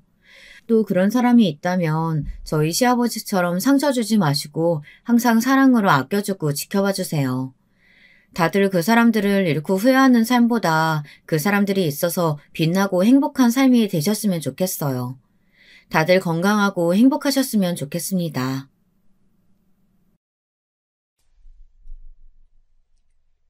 여러분, 두 번째 사연 시작하기 전에 좋아요, 구독 꼭 눌러주실 거죠? 그럼 두 번째 사연 바로 시작합니다. 이번 사연은 경기도에 살고 계신 30대 여성분께서 보내주셨어요. 20대에 겪으셨던 일을 사연으로 적어서 신청해 주셨는데요. 어떤 흥미진진한 내용일지 함께 만나보시죠. 저는 대학을 3수 끝에 들어갔어요. 혹시 서울대 가려고 그랬냐고요? 아니요. 그건 아니지만 나름 이유가 있었습니다. 왜냐하면 저의 목표는 의대였기 때문이에요. 저는 엄청 잘 사는 집까지는 아니더라도 경제적인 어려움을 느껴보지 못할 정도의 수준은 되는 집에서 태어나 자랐어요. 탄탄한 직장인 공기업에 재직해오신 아빠, 그 동네에서 거의 독점하다시피 운영되어 온 피아노 학원의 원장님이셨던 엄마 덕분에 자식들이 어렵지 않게 자라났죠. 저는 위로 언니가 한 명 있어요. 참고로 언니는 재수 없이 현역으로 고려대에 들어가서 졸업하자마자 대기업으로 직행한 소위 이상적인 코스의 정석을 밟은 사람입니다. 제가 잘난 척하는 게 아니고 객관적으로 얼굴은 제가 더 나은 것 같아요. 눈이 있으니까 판별이 되죠. 그런데 얼굴은 제가 좀 더 낫지만 그 외의 모든 요소들은 언니가 저보다 월등합니다. 이건 어렸을 때부터 그랬어요. 유전자를 언니가 좋은 걸로 많이 타고났나 봐요. 그래서 사실 저는 언니 때문에 속이 애끓었던 적이 많았어요. 열등감이라고 표현될 수 있는 질투였겠죠. 언니는 공부도 잘했고 기본 머리도 좋았으며 성격까지 시원시원했는데 제가 가장 부러워했던 점은 바로 친구가 주변에 많았다는 사실입니다. 언니의 생일날이면 그 친구들이 항상 왁자지껄하게 챙겨줬고요. 겉으로만 봐선 공부하느라 친구들과 노는 건 뒷전일 것 같은데 의외로 언니가 친구들하고 잘 놀았어요. 대학에 가서도 공부와 취업 준비에 파묻혀 있기보다는 그 나이에만 누릴 수 있는 청춘의 짜릿함을 다 맛봤던 사람이 바로 저희 언니입니다. 고민 상담을 주고받는 친구도 많아 보였고 딱 얼굴만 봐도 성실하고 사람이 진실되어 보이는 남자친구들도 잘 사귀었어요. 제가 이런 점을 왜 부러워했을까요? 그건 바로 저에게는 절대 없었던 점이 바로 그것이었기 때문입니다. 사람이 살면서 중요하게 여기는 복이 여러 개 있다지만 저는 그 중에서도 인복이 정말이지 인생을 좌지우지하는 중요한 요소라고 봅니다. 나이 지긋하게 드신 분들이라면 아직 30대에 불과한 제가 이런 것을 운운하는 게 어쩌면 우습게 여겨지실 수도 있을 것 같아요. 하지만 제가 겪은 일화들을 보신다면 제가 왜 인복에 연연하는지 저를 조금은 이해하시게 될지도 모릅니다. 여러 가지 일들이 있었지만 제가 대학에 입학한 직후에 겪었던 경험을 먼저 공유하고 싶네요. 말씀드렸다시피 저는 삼수를 한 끝에 대학에 입학했어요. 우리나라에서 최고 명문으로 꼽히는 그 수준의 대학은 아니었고요. 그래도 어쨌거나 의대였습니다. 기나긴 혼자와의 싸움을 끝마친 저는 부푼 꿈을 안고 대학 생활을 시작했지만 저를 기다리고 있었던 건 속이 울렁거릴 만큼 방대한 양의 공부였어요. 기껏 고등학교 졸업 후에 3년을 써가면서 공부를 해가며 대학에 왔더니 더 심각한 공부의 길이 제 눈앞에 펼쳐져 있을 줄이야. 제가 너무 안일했었나 봐요. 끝도 없는 공부 때문에 정신을 다잡기가 어려웠습니다. 설마 이렇게까지 공부량이 많을 줄은 몰랐거든요. 엄마, 막상 대학에 오니까 내가 생각했던 거랑은 달라. 근데 이 생활을 앞으로 몇 년이나 더 해야 한다고? 게다가 졸업해도 끝이 아니라 계속 또 시험을 봐야 되고 인턴 생활부터 시작해서 계속 위로 올라가야 하고. 엄마, 나 갑자기 자신이 없어. 너무 긴 마라톤이야. 미니야, 너 벌써부터 이렇게 나약해 빠진 소리 할 거야? 너 이러면 정말 엄마는 속상해. 너한테서 그런 소리나 들으려고 지금까지 너 뒷바라지 해준 줄 아니? 왜 화를 내? 난 힘들다도 투정도 못 부려? 그리고 나 삼수하는 동안 엄마가 무슨 뒷바라지를 하면서 신경을 써줬다 그래. 삼수하는 동안 썼던 돈, 그 생활비, 학원비, 그것들 다 지원해줬으면 뒷바라지 해준 거지. 그럼 뒷바라지 안 해준 거니? 남들 같으면 재수까지는 해도 삼수는 못해. 돈이 부담돼서. 미니야, 너는 엄마 아빠 잘 만나서 돈 걱정 없이 공부만 해서 삼수했고 앞으로도 생활비 벌려고 아르바이트 같은 거 안 해도 의사 될 때까지 용돈만 받아서 쓰면 되는데 아니 도대체 뭐가 힘들다고 이렇게 징징거려? 너 그렇게 해서 의사 되겠어? 대학 졸업이나 하겠냐고. 엄마가 그렇게 말하니까 나 너무 서러워지려고 그런다. 내가 언제 의사하고 싶다고 그랬어? 원래 언니한테 의사 되라고 그랬다가 언니가 그 말 안 듣고 그냥 다른 길 가는 바람에 목표물이 나로 변경된 것뿐이었잖아. 너희 언니는 의사가 안 돼도 알아서 잘 먹고 잘 살 사람이니까 그랬던 거고 넌 다르잖아. 미니 네가 머리가 약삭 빠르기를 해? 특별한 재주가 있기를 해? 그냥 엄마 아빠 말대로 의대 가는 게 팔자 펴는 길인 것을. 정말이야? 그것 말곤 이유가 없어? 친척들 중에서 의사가 있는 게 늘 질투나고 신경 쓰였던 거 아니고? 연락 안 하고 지냈던 친척들인데 내가 의대 가자마자 엄마가 먼저 연락 돌렸잖아. 나 다 알아. 넌 정말 예민하기도 하다. 어? 아이 왜 쓸데없는 생각까지 하고 그러냐? 아 참나. 아무튼 너 한 번만 더 힘들다더니 어쩌니 그러기만 해봐. 네가 막노동 현장을 한번 뛰어봐야 공부하는 게 안 힘들다고 하지. 하여간에 배부른 소리만 할 줄 알아. 저는 의대로 진학한 후에 무척 힘들었어요. 원래 제가 의대를 목표로 삼았던 것도 아니었고 부모님이 하도 성화를 부리셔서 그랬을 뿐이었어요. 저에게는 달리 꿈이나 다른 목표가 없었기 때문에 의대라는 간판이 꽤나 좋아 보였습니다. 그래서 그 의대라는 목표를 향해 달려왔는데 막상 목표를 이루고 나니까 너무 허무했으며 앞으로 어떻게 뭘 더 해놔야 할지 방향을 잃어버렸어요. 공부에도 의욕이 없어졌죠. 흰 가운 입고 환자들을 만나며 치료에 전념하는 멋진 의사. 저에게는 전혀 장래 희망이 아니었습니다. 그런 와중에 기껏 온 의대를 자퇴하는 사람들이 몇 명 보였어요. 오기 힘들다는 의대를 자퇴하는 경우가 은근히 많다는 거 알고 계셨나요? 적성에 안 맞았든 공부량이 많아서 도저히 못 따라가겠다는 판단을 내렸든 무슨 이유에서건 의대를 그만두는 사람들이 꽤 된답니다. 그 모습들을 보면서 저도 강렬한 유혹에 시달렸어요. 그러나 의대를 저의 멋대로 때려칠 배짱 따윈 없었죠. 이러지도 저러지도 못하고 울적해 있던 저에게 고등학교 친구가 먼저 연락을 해왔습니다. 제가 삼수를 하던 시간에도 가끔씩 연락을 했던 친구였고 말할 것도 없이 고등학교 재학 시절에는 거의 단짝이었어요. 제가 의대를 입학한 후에는 그 이전보다 활발하게 연락을 주고받고 있었죠. 그런데 제가 정말 힘들고 괴로운 순간에 저한테 먼저 연락을 하더니 지난주에 힘들다고 했잖아. 이번 주는 괜찮아? 라는 식으로 저한테 물어오는 거예요. 그 관심에 제가 너무 고마워서 눈물이 났었어요. 저에게 친한 친구는 몇 명 있었지만 이 친구에 비할 바는 못 됐죠. 그래서 이 친구에게 가족 얘기나 대학생활 고민 같은 것들도 많이 털어놨습니다. 그러던 어느 날 이 친구가 저한테 남자 소개를 받아보려면서 적극적으로 권장했어요. 대학 오고 나서 연애를 한 번 할 뻔도 했었는데 흐지부지 돼서 그 후로는 괜히 겁난다. 가뜩이나 공부 때문에 힘든데 연애까지 하면 감당이 어려울 것 같기도 하고. 미니야, 사실은 내가 말이지 엄청 괜찮은 오빠를 알고 있거든. 내가 보기엔 최고로 좋은 사람이야. 그래서 이 오빠를 너한테 소개시켜주고 싶은 마음이 들어서 자꾸만 남자 만나보라고 말했던 거야. 넌 어때? 네가 생각만 있다면 난 너를 이 오빠랑 연결시켜주고 싶은데. 뭐? 그런 사정이 있었던 거야? 어쩐지 이상하다 싶었어. 솔직히 누굴 만나기엔 부담스러운 타이밍이긴 한데 네가 정말 괜찮은 사람이라고 하니까 한번 만나볼까 싶기는 하다. 그래, 한번 만나보기나 해. 정말 괜찮은 사람이라서 너랑 꼭 붙여주고 싶어. 설레발 떨어서 민망하긴 한데 둘이 정말 잘 어울릴 것 같거든.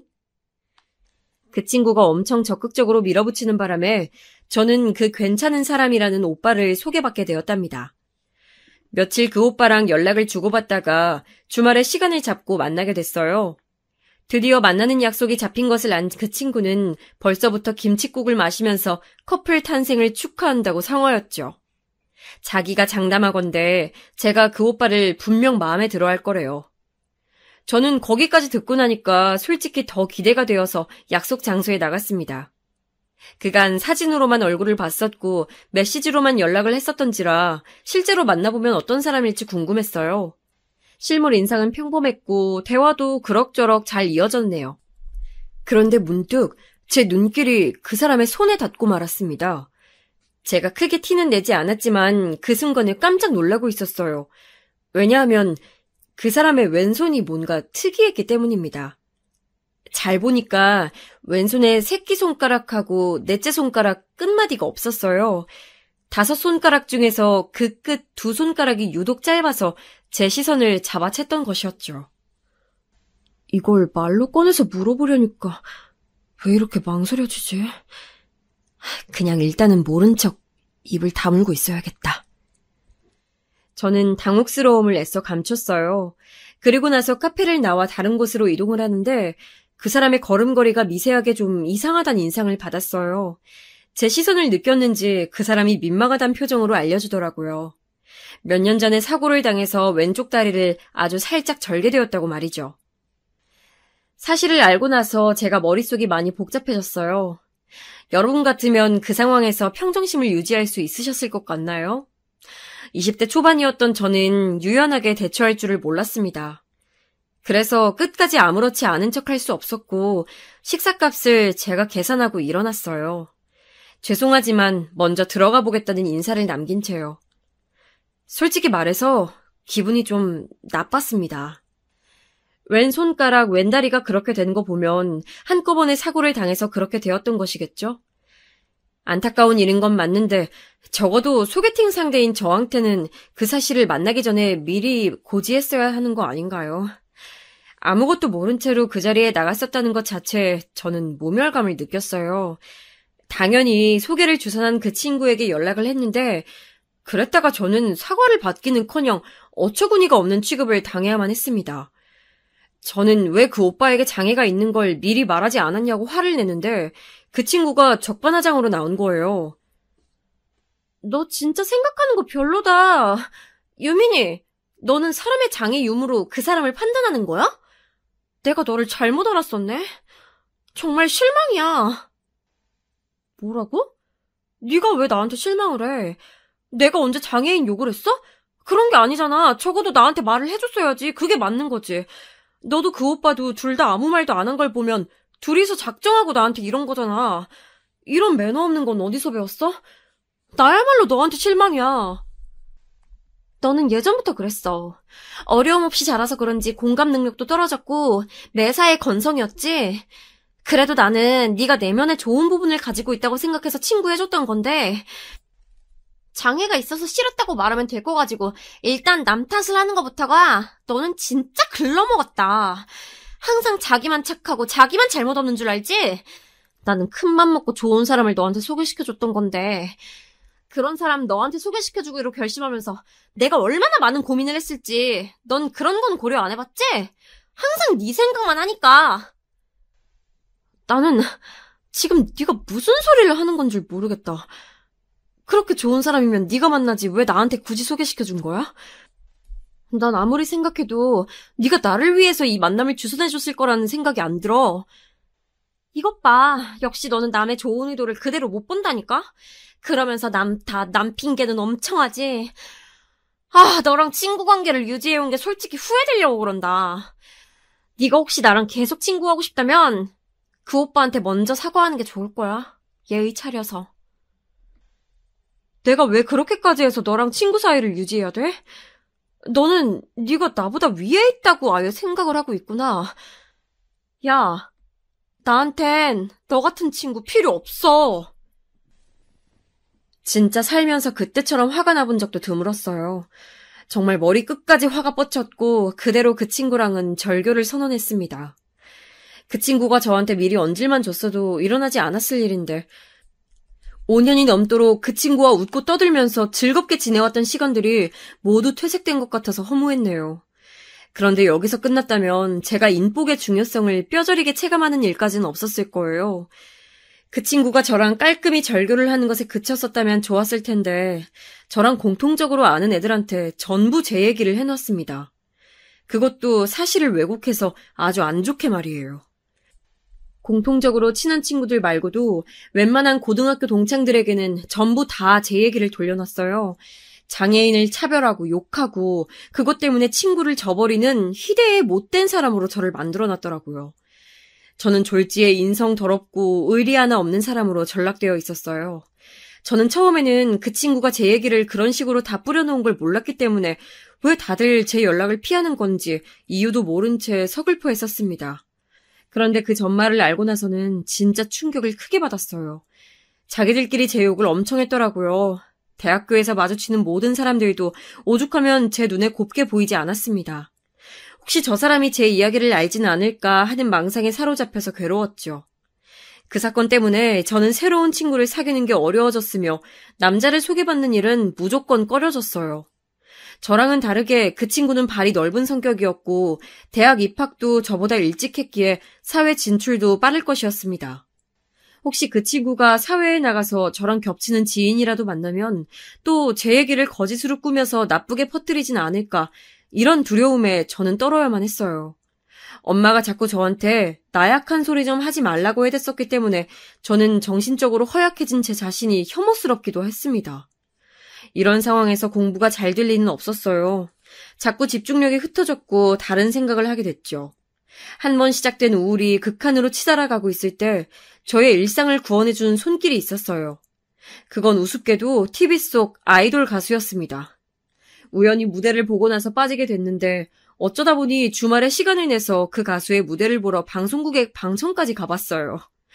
그 현장에서 같은 팬들을 만나서 친목도 하게 됐고요. 저한테 무대 기다리면서 먹으라고 초콜릿이나 사탕도 나눠줬고 다들 먼저 말을 걸어주더라고요. 아이돌 가수 따라다니다 보면 자동으로 성격이 굳세지는 모양이었어요. 다들 쾌활했어요. 황당하게도 저는 그렇게 점차 다시 밝아질 수 있었어요. 힘찬 기운을 가진 사람들과 연락을 주고받다 보니까 저도 점차 그렇게 되더라고요. 이래서 주변 사람을 보면 그 사람이 어떤 사람인지 알 수 있다고 하나 봐요. 그만큼 사람이란 존재는 주변의 영향을 받게 된다는 것이죠. 외향적인 활동을 슬슬 즐기게 된 저에게는 다시 고민이 한 가지 도래했습니다. 그것은 바로 제가 과연 의사를 진정으로 하고 싶으며 할 자신이 있는가 하는 문제에 대한 것이었지요. 솔직히 가슴에 손을 얹고 양심 고백을 해보았을 때 저는 의사를 하기에는 기량 미달이었습니다. 남은 관문을 모두 통과할 자신도 충분하지 못했고요. 그런데 이때 제가 연애를 시작하게 됐어요.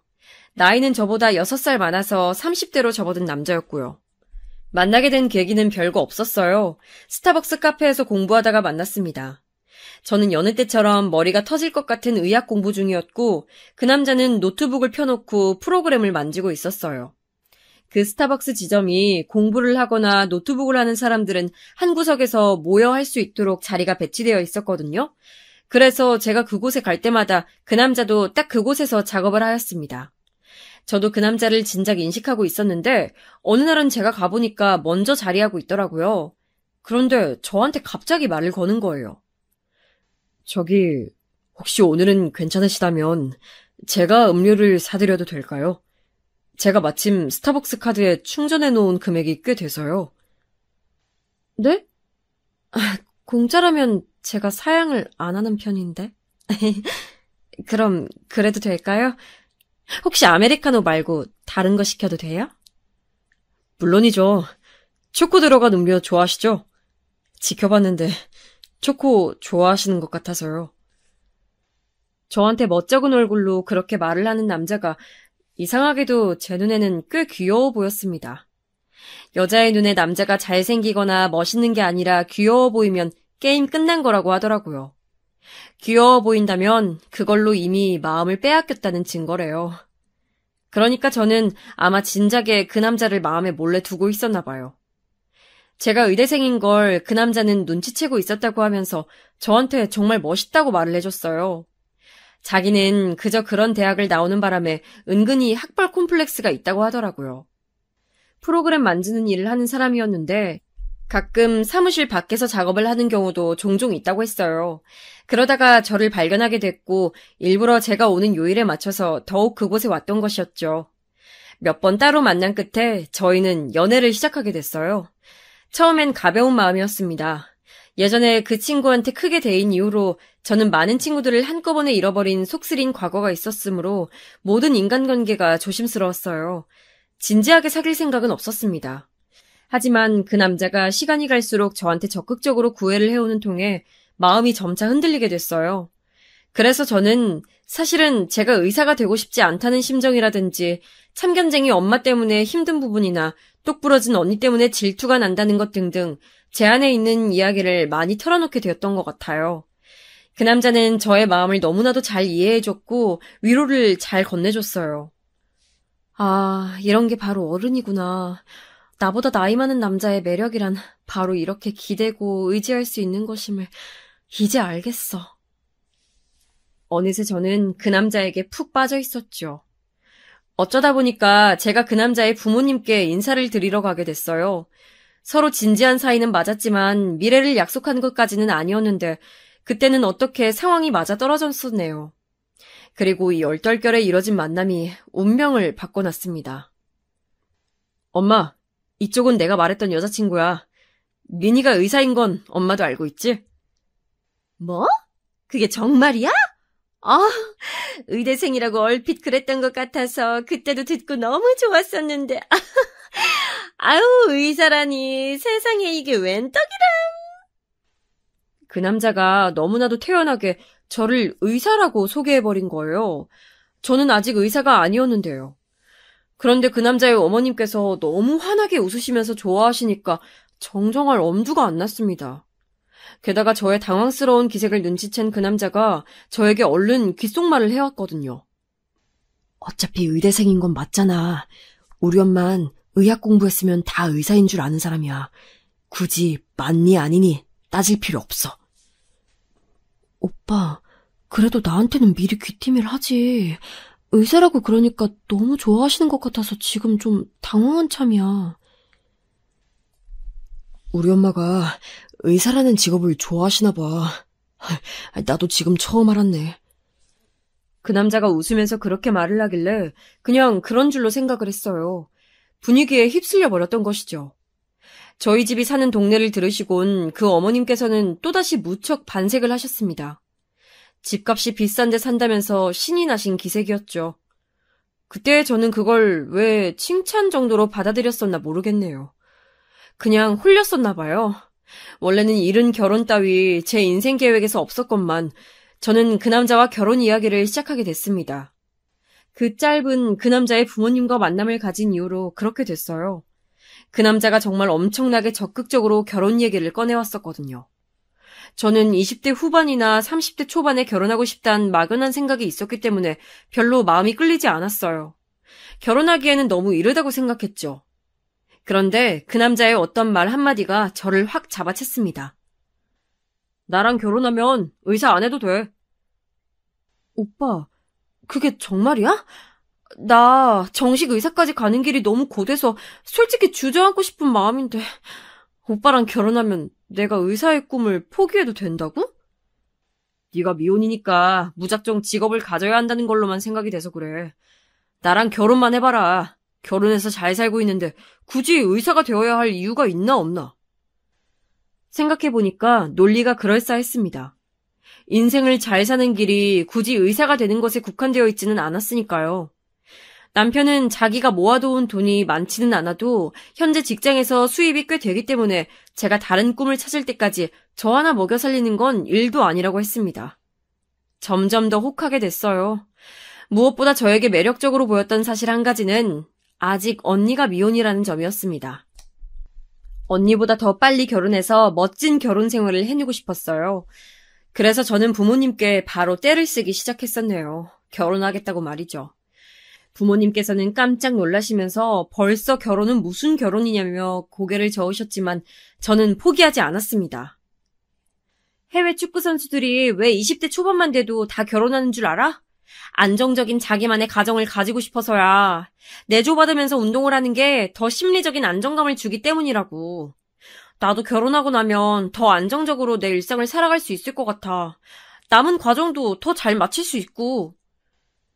제가 친했던 친구와의 그 일을 겪은 이후로 너무 힘들어했다는 걸 부모님도 알고 계셨기 때문에 자꾸 안정적인 환경을 찾는 저의 심정을 조금은 이해해 주셨어요. 그리고 자식 이기는 부모 없다잖아요. 결국 저의 손을 들어주셨죠. 결혼하면서 저의 집의 부담 금액이 너무 큰 것에 놀라기도 했지만 결혼하고 나면 남편이 저를 책임져 준다고 했으니 미래를 생각하면 괜찮은 출발이라고 생각했었습니다. 제가 여러모로 헛똑똑이었네요. 어쩌다 보니 홀라당 결혼해서 우선은 같이 살기 시작했어요. 그러고 나서 몇 주 안 지났을 때의 일이었습니다.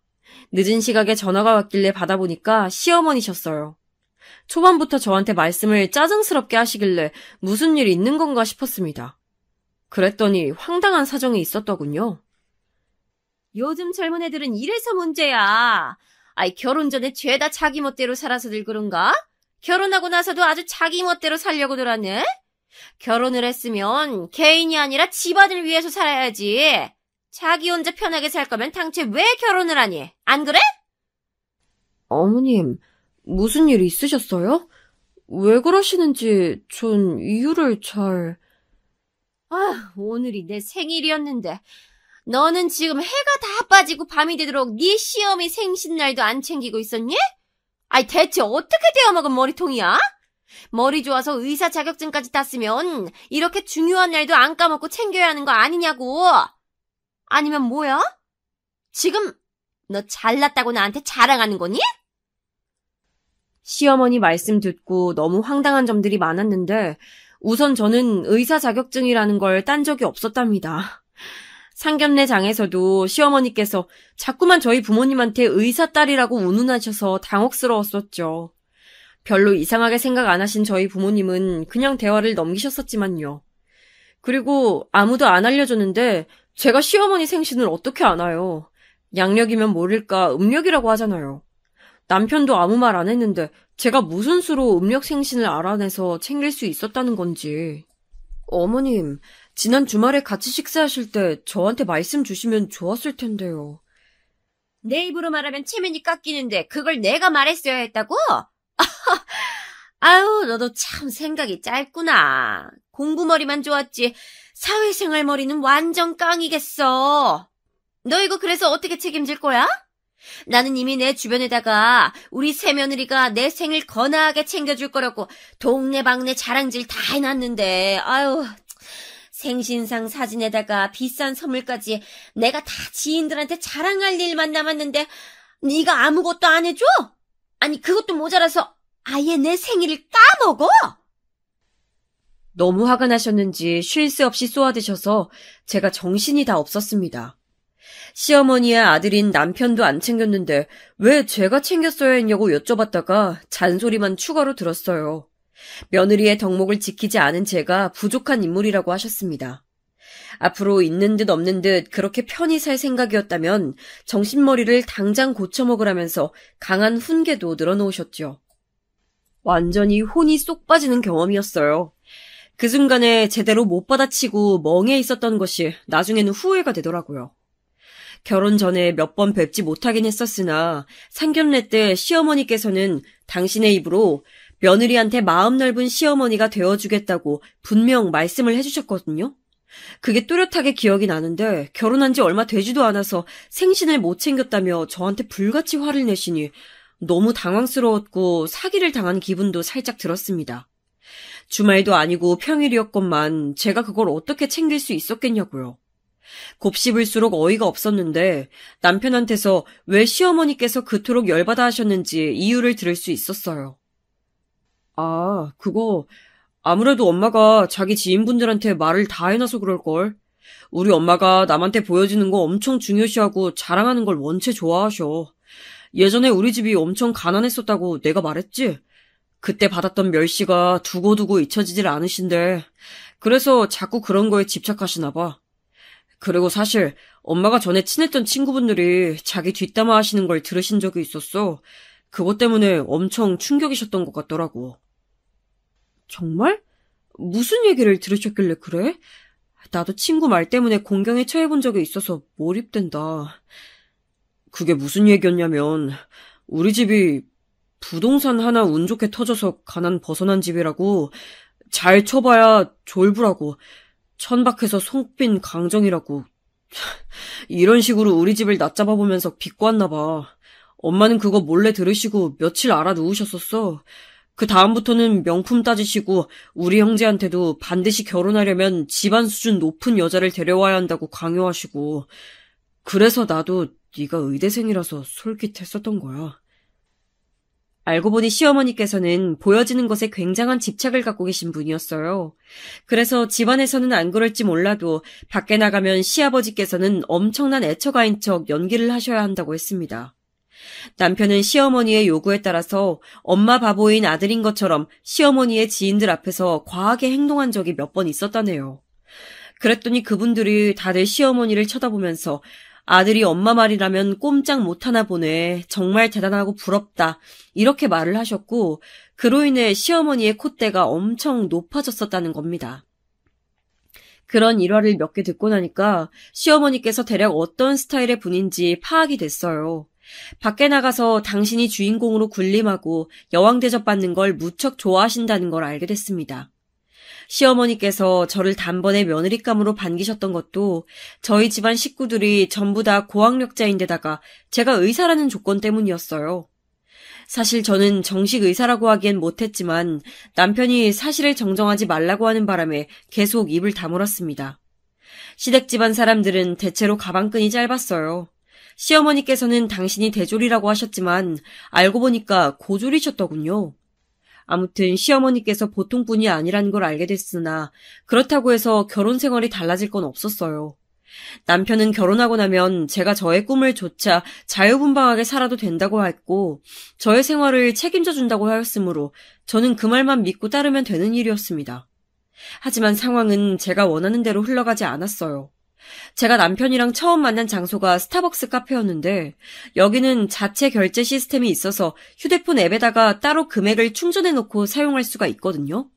결제를 하면 그 앱 안에서 영수증이라든지 음료를 구입한 내역을 볼 수가 있어요.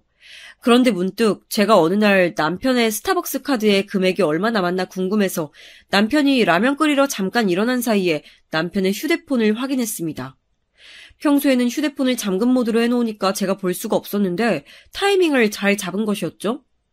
그런데 스타벅스 결제 내역을 보니까 저희 신혼집 근처 지점에서 몇 번 사 먹었더라고요.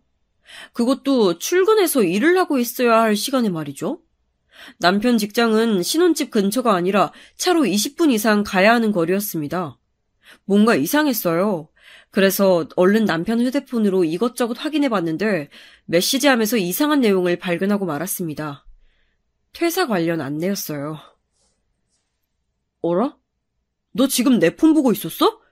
왜 남의 폰을 못 들어봐? 얼른 내놔! 왜 그렇게 깜짝 놀라? 오빠, 내가 뭐 보면 안 되는 거라도 휴대폰에 들어있나 봐? 솔직하게 말하면 뭐라고 안 할게. 오빠 혹시 일 그만뒀어? 제가 침착한 표정과 말투를 한 채 물었더니 남편은 발뺌할 엄두조차 못 내고는 금세 수긍하였습니다. 사실 지난주에 퇴사를 했다고 하는 거예요. 저한테 한마디 상의도 없이 말이죠.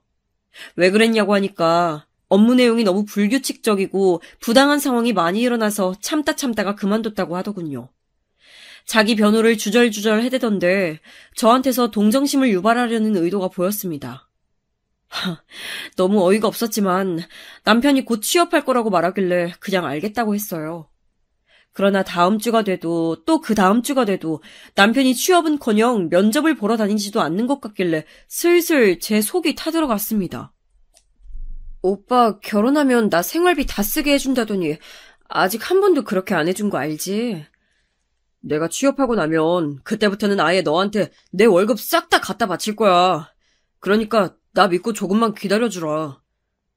알았어. 근데 오빠, 어머님이 자꾸만 나한테 하루에 한 번씩 안부 카톡 보내라고 하시는데 나 이거 계속 해야 돼? 오빠는 안 하잖아. 자식도 안 하는데 며느리가 왜 해야 될까? 야, 그게 뭐가 어렵다고 그러냐. 별거 아니니까 그냥 해드려. 나는 자식이니까 평생 봐왔으니까 별로 감흥이 없으신 거고 너는 새로 들어온 식구니까 엄마가 너랑 더 가까이 지내고 싶으셔서 그러는 거야. 꿈보다 해몽이 따로 없네. 어머님께서 정말 그런 의도로 나한테 안부 카톡을 시키시는 거라고? 나는 왜 이게 어머님이 나보다 확실히 위에 있다는 것을 굳건히 하려는 서열 정리로 보일까? 그리고 언제까지 어머님이 나 의사라고 생각하시게 둬야 해? 어머님은 자꾸만 의사 며느리라고 말버릇처럼 말씀하시는데 나 이제 좀 부담스러워. 아직은 안 된다고 했잖아. 엄마는 나를 지금 의사 며느리 데려온 똑부러지고 귀한 아들이라고 생각하고 있는데 그런 환상을 어떻게 깨트리냐? 절대 그럴 수 없어. 밝힐 때 밝히더라도 아직은 아니야. 그냥 의사라고만 하면 되는 건데 어려운 거 아니잖아. 의사일 배운다는 핑계로 매일 바쁜 척하고 그래서 우리 엄마도 자주 안 볼 수 있는 건데 이게 너한테 손해는 아니잖아. 그치? 남편이 구구절절 말을 해대는 게 별로 영양가 없는 소리라는 건 알았지만 저는 생각하기 피곤하다는 핑계로 그걸 더 깊게 파진 않았습니다.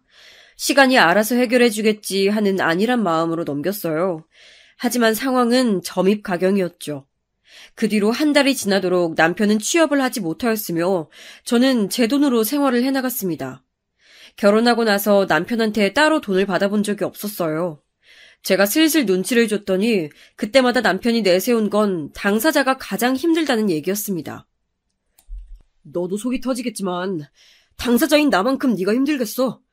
더 좋은 곳에 들어가기 위해서 매일을 고민하고 머리를 싸매고 있는 나의 고충을 네가 이해나 할 수 있겠냐고. 아, 나 너무 힘들다. 그러니까 가만히 있어도 힘든 나를 네가 굳이 보챌 것까진 없어. 남편이 저를 가르치듯 그런 식으로 말을 하니까 듣는 저는 기가 막혀왔어요. 이게 도대체 정상적인 결혼 생활이 맞는가 하는 의구심까지 들기 시작했습니다. 결혼한 언니들이 하나같이 결혼은 늦게 하고 혼인신고는 더 늦게 하라는 말을 왜 하는지 비로소 이해가 되었어요. 저는 가슴이 답답해서 미칠 와중이었는데 시어머니의 채근은 하루도 빠지지 않고 이어졌죠. 특히나 밖에 나가서 지인들과 만남을 가지시면 저한테 꼭 그 시간에 맞춰서 연락을 하라고 신신당부를 하셨습니다. 전화를 하면 더 좋고 그게 안 되면 카톡이라도 꼭 보내라고 하셨어요. 그 이유가 뭐냐면 다른 사람들이 보는 앞에서 의사 며느리한테 존경받는 시어머니라는 걸 너무나도 알리고 싶어 하셨기 때문입니다. 제가 왜 시어머니의 그런 욕망을 충족시켜드려야 하는지 이해할 수 없었어요. 저한테 지침까지 내려주시면서 당신의 원하는 바를 달성하고자 하였습니다. 그러다가 마침내 이런 아슬아슬한 상황을 폭발시킨 사건이 일어났죠. 저한테 일요일 낮에 시간 되냐고 시어머니께서 진짜 한 100번은 물어보셨을 거예요. 늦은 점심 식사하자고 그러셨거든요. 하도 성화를 부리셔서 알겠다고 답변을 드렸습니다. 몇 번이나 답변을 해드렸고 그 당일에 식당으로 가봤더니 엄청 큰 곳이더라고요. 식당이 2층짜리였는데 도착해서 시어머니께 전화를 걸어봤더니 2층 룸으로 올라오더라고 하셨습니다. 이때부터 왠지 싸한 기분이 들었어요. 제가 도착한 곳은 2층 룸 단체석이었습니다. 맙소사, 시어머니께서 동창 모임을 가지고 계셨던 거예요. 이것도 너무 당황스러웠는데 더 웃긴 건 이미 식사가 한창 중이었으며 거의 다 드신 분들도 계셨다는 사실입니다. 이쪽은 우리 며느리야. 내가 얘기했었지?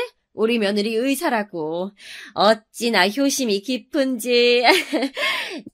내가 오늘 여기서 모임 있다고 하는 소리에 지나가다가 이렇게 들렀다네. 제가 마지못해 시어머니의 옆쪽으로 가서 앉았어요. 시어머니께서는 거드름을 피우시며 저를 대신 소개해 주셨습니다. 저는 얼굴이 화끈거리려는 것을 참고 그분들을 향해 눈짓으로 인사를 드렸네요.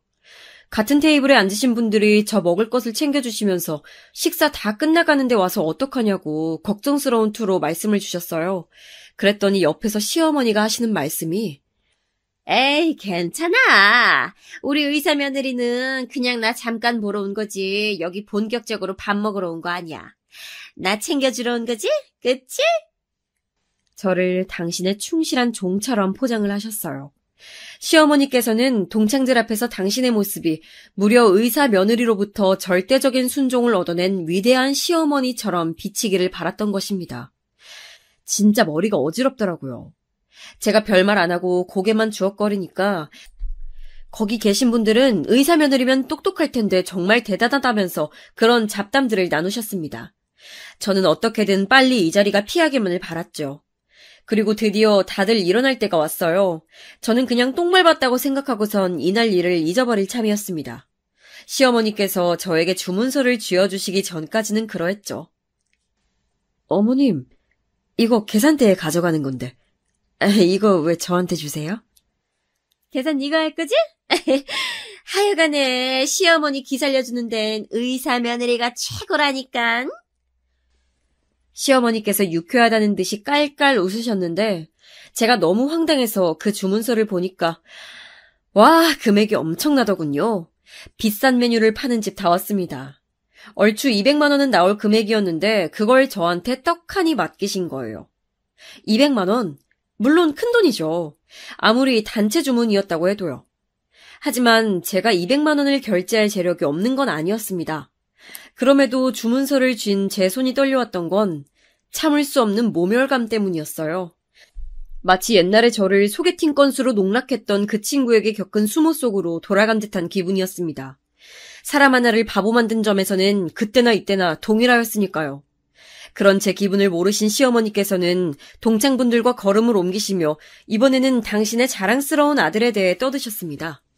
의사 며느리를 데려온 당신의 아들이 프로그램 개발하는 회사를 다니면서 엄청난 연봉을 받고 있는 인자라며 즐겁게 자랑하셨어요. 결혼하고 나서 저에게 10원 한 장 쥐어준 적 없었던 남편. 갑자기 제 머리 뚜껑이 열렸습니다. 저는 성큼성큼 걸어가서 1층에 다다른 시어머니를 앞질렀어요. 그리고는 그 손에 주문서를 쥐어드렸죠. 사실 저 의사 아니에요. 그동안 어머님 속여서 죄송했습니다.